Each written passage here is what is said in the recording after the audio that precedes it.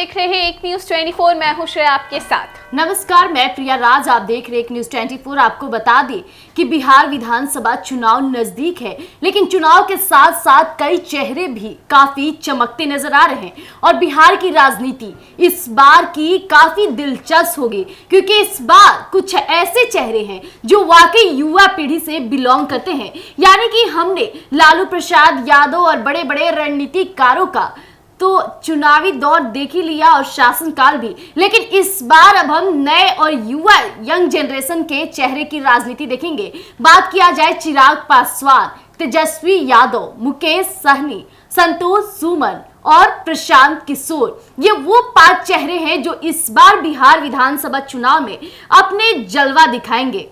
जी हाँ, बिल्कुल कह सकते हैं कि राजनीति में 5 पांडव तैयार हो गए हैं। जिस तरीके से चिराग पासवान, उनका चेहरा जो है वो कौन नहीं जानता, लोग में काफी ज्यादा प्रसिद्ध है। वो युवा चेहरा है तो युवा उनसे काफी ज्यादा अट्रैक्ट होते हैं।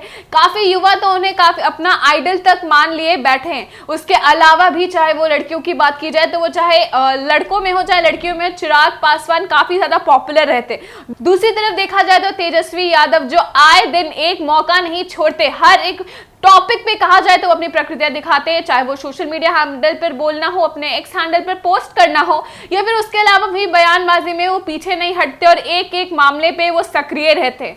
बात की जाए प्रशांत किशोर की तो प्रशांत किशोर को कौन नहीं जानता। जिस तरीके से वो कई बड़े रणनीतिकार हैं, उनको कहा जाए तो बड़े बड़े दिग्गज नेता जो है उनसे सलाह लेते हैं, वो काफी अच्छे सलाहकार है। तो जिस तरीके से वो बिहार में अपने पैर पसार रहे हैं और राजनीति में कदम रख रहे हैं, उसके बाद क्या कुछ होता है बिहार की राजनीति में, कहा जाए तो इस बार जो मुकाबला होगा प्रिया, वो काफी ज्यादा टक्कर का होने वाला है। देखिए श्रेया, आपने अभी कई चेहरों के नामों की गुंजाइशें की। अगर बात किया जाए चिराग पासवान, केंद्रीय मंत्री, हालांकि चिराग पासवान के चेहरे ही इतने चमकते हैं और उनके कामों की तो आए दिन चर्चे होते ही रहते हैं। चिराग पासवान हाजीपुर संसदीय क्षेत्र, हाजीपुर के जनता के लिए तत्पर, हाजीपुर की जनता उन्हें बेटा मानती है, बिहार की जनता उन्हें अपना मानती है। बिहार फर्स्ट, बिहारी फर्स्ट के नारे को लेकर चिराग पासवान तो बने ही रहते हैं।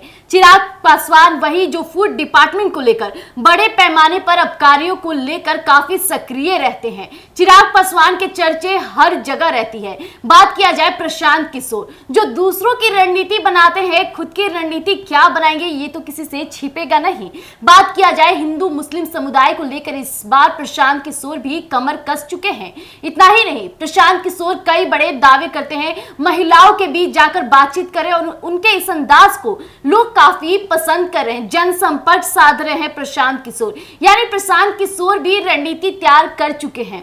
अब बात किया जाए तेजस्वी यादव, तेजस्वी यादव जो कि MY समीकरण के तहत कई बार वोटों में आगे आ जाते हैं, वही तेजस्वी यादव जो आए दिन कई बार बयानबाजी तो करते नजर आ रहे हैं और कोई भी एक मुद्दा ऐसा नहीं होगा जो तेजस्वी यादव उस पर जमकर बोलने का हिम्मत ना रखे हो। तेजस्वी यादव लालू प्रसाद यादव के प्रिय बेटे, यानी लालू प्रसाद यादव यानी उनके पिताजी पहले से ही रणनीति में रह चुके हैं और राजनीति में, और जिस तरह से लालू प्रसाद यादव के चेहरे को पसंद किया जाता है, उनके बेटे को भी काफी लोग पसंद करते हैं। तेजस्वी यादव आए दिन बोलते रहते हैं। अब बात किया जाए संतोष सुमन, जीतन राम मांझी के बेटे। जीतन राम मांझी खुद एक मंत्री हैं, उनके बेटे यानी संतोष सुमन कहा जाए तो राजनीति में अच्छा करे, कई बार उन्होंने जीत भी हासिल कर चुके हैं और मंत्री भी रह चुके हैं। तो वो किस तरह की रणनीति बनाएंगे ये तो हर कोई जानता है। संतोष सुमन आए दिन हर मुद्दे पर बोलने का कार्य करते हैं।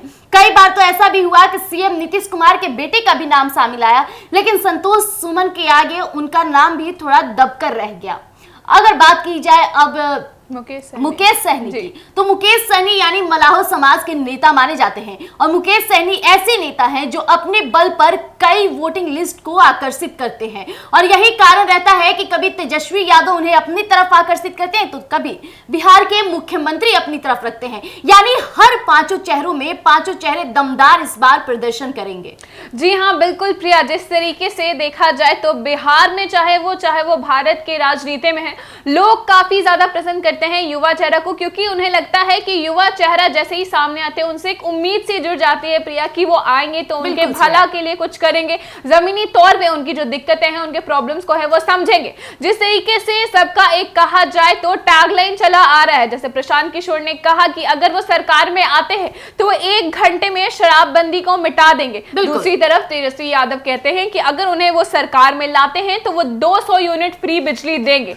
इसके अलावा भी चिराग पासवान भी शिक्षा को लेकर काफी बड़े वायदे करते हैं और कहते हैं कि शिक्षा नीति में बदलाव लाऊंगा और स्टूडेंट्स के साथ अन्याय को रोकूंगा। कहा जाए तो प्रशांत किशोर, चिराग पासवान, तेजस्वी यादव, मुकेश सहनी हो या फिर कोई भी दूसरा ने, जी हाँ, चाहे संतोष सुमन क्यों ना हो, वो आए दिन कहा जाए तो देखते हैं जमीनी तौर पर लोगों से बात करते हैं, उनके प्रॉब्लम्स को सुनते हैं और उस तरफ से कहा जाए तो बोल्ड अंदाज से मैनेज कर रहे हैं। श्रेया, आपको बात होगी कि अगर हम लोग बात किया जाए इन लोगों के बैकग्राउंड पर, हम लोग एक बार फोकस डालते हैं तो चिराग पासवान जो कि फिल्मों में काम किए हैं, उन्हें पता है कि इंडस्ट्री में किस तरह चेहरा चमकाते हैं और बॉलीवुड इंडस्ट्री में ये सब चीजों का ध्यान दिया जाता है कि आप अपने प्रदर्शन, अपनी छवि किस तरह प्रकट करते हैं। अगर बात किया जाए प्रशांत किशोर खुद रणनीतिकार हैं, कई नेताओं को उन्होंने जीत हासिल कराई है, यानी जो दूसरों की रणनीतिकार है वो खुद की रणनीति बनाने में कितना ही सक्षम होगा, यानी कि जबरदस्त अपना जलवा दिखाएंगे।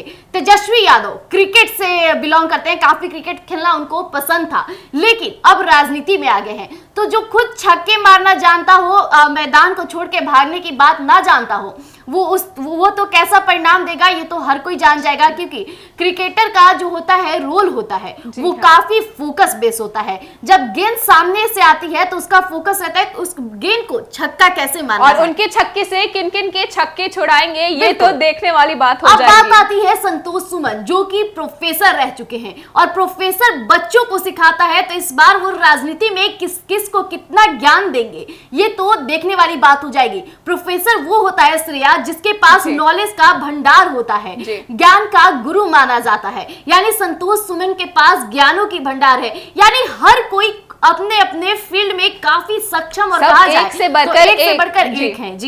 जी, जिस तरीके से देखा जाए तो ना सिर्फ इनका बैकग्राउंड काफी स्ट्रांग है, बल्कि सारे के सारे नेता देखा जाए तो प्रिया वो अलग अलग फील्ड से आते हैं। अगर बात किया जाए मुकेश सहनी की, तो मुकेश सहनी तो खुद फिल्म के निर्माता थे, फिल्मों में फिल्म बनाते थे, तो वो किस तरह से सरकार शामिल करेंगे, सरकार बनाएंगे, कौन से चेहरे को किसको लाएंगे अकेले, वो किस तरह मैनेज करेंगे, उनकी तो बोल्ड अंदाज तो खुद ही उनकी बैकग्राउंड बता रही है। जी हाँ, बिल्कुल, जिस तरीके से सब एक से बढ़कर एक है, चाहे वो फिल्म डायरेक्टर से लेकर स्पोर्ट्स प्लेयर तक क्यों ना हो। बिहार सरकार में इस बार विधानसभा 2025 का चुनाव तो ऐसा हो जाता है या आर या पार, सब नोट टू नोट इतनी तगड़ी कहा जाए तो प्रिया की इतनी तगड़ी कहा जाए तो राजनीति खेली जाएगी। लोग क्या करते हैं, ये लोग किस तरीके से अपनी प्लानिंग प्लॉटिंग करते हैं और उसके बाद कौन सरकार में आता है। और इस बार बिहार की जो विधानसभा चुनाव 2025 का चुनाव हो, ना सिर्फ बिहार के लोग बल्कि पूरे भारत में,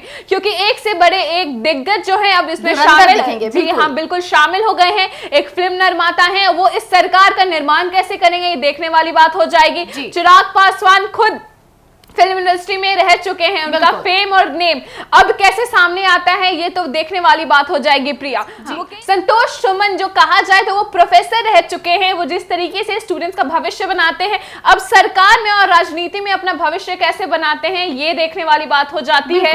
तेजस्वी यादव जो छक्के छुड़ा चुके हैं फील्ड पे, अब वो पॉलिटिकल फील्ड में क्या करते हैं ये तो किसी से छुपी बात है नहीं, सब एक से बढ़कर एक तगड़े जो चेहरे हैं वो एक सामने आने। प्रशांत किशोर की बात की जाए तो प्रशांत किशोर जिस तरीके से खुद रणनीतिकार है, वो अपनी रणनीति करने में कहीं भी पीछे नहीं हटेंगे। जिस तरीके से वो इतने कम समय में काफी ज्यादा पॉपुलर हो गए हैं, चाहे वो मुस्लिम समुदाय के ऊपर सीधे सीधे टारगेट करना हो, चाहे वो शराबबंदी वाला मामला हो या फिर पढ़ाई के मामले, वो हर चीज में कहा जाए तो सवाल उठाते हैं और बड़े अच्छे से लोगों के बीच में अपने आप को साझा करते हैं और लोगों को अट्रैक्ट करते हैं।